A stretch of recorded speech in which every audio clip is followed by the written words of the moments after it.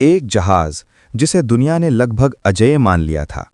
एक सफर जिसे इतिहास ने शान, घमंड और मौत के सबसे डरावने संगम में बदल दिया।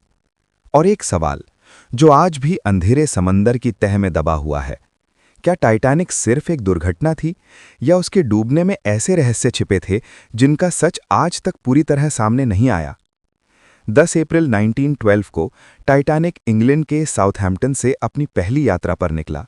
उस समय यह दुनिया के सबसे बड़े और सबसे शानदार जहाज़ों में गिना जाता था। जहाज़ पर लगभग 2200 लोग सवार थे।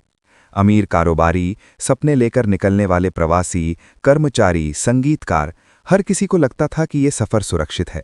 लेकिन कभी-कभी सबसे बड़ा भरोसा ही सबसे बड़ा भ्रम बन जाता है।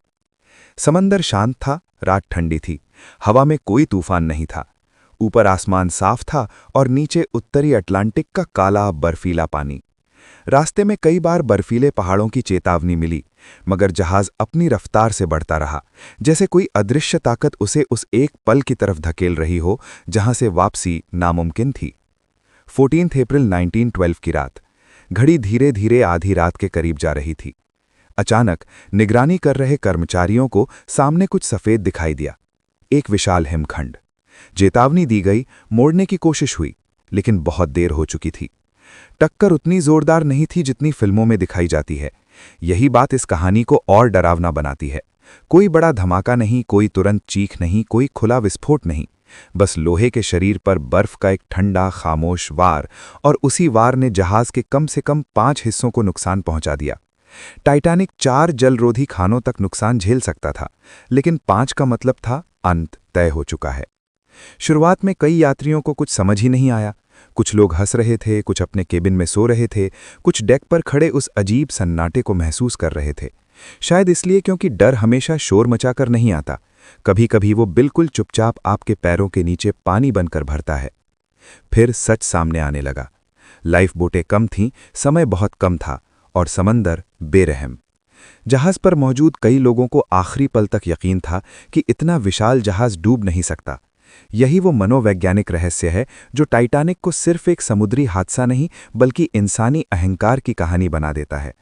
भरोसा इतना गहरा था कि जब मौत सामने खड़ी थी तब भी कई लोग उसे पहचान नहीं पाए। जैसे जैसे जहाज झुकने लगा, अफरा तफरी बढ़ती गई, और फिर वो पल आया जब दुनिया की सबसे भव्य मशीन, इंसानों की सबसे बड़ी उम्मीद, अंधेरे पानी में टूटने लगी। 15 अप्रैल 1912 की रात लगभग 2:20 पर टाइटैनिक समंदर में समा गया। करीब 1500 लोगों की जान चली गई। बर्फीले पानी ने उन लोगों को मिनटों में निगल लिया जो अभी कुछ घंटे पहले तक रोशनी, संगीत और सपनों के बीच बैठे थे। लेकिन रहस्य यहीं खत्म नहीं होता। सवाल उठे, क्या कप्तान ने चेतावनियों को हल्के में लिया? क्या जहाज बहुत तेज चल रहा था? क्या लाइफ बोटों की कमी सिर्फ लापरवाही थी? और क्या अनसिंकेबल होने का दावा ही वो झूठ था जिसने सैकड़ों लोगों की सतर्कता छीन ली? जांच हुई, गवाहियां हुईं, लेकिन हर जवाब के पीछे एक नया सवाल खड़ा हो गया। फिर दशकों तक टाइटैनिक अंधेरे समंदर में गुम रहा। लोग जानते थे कि वो डूब चुका है, लेकिन वो है कहाँ ये कोई नहीं जानता था। साल 1985 में लगभग 12,000 फीट से ज्यादा गहराई में उसका मलबा मिला।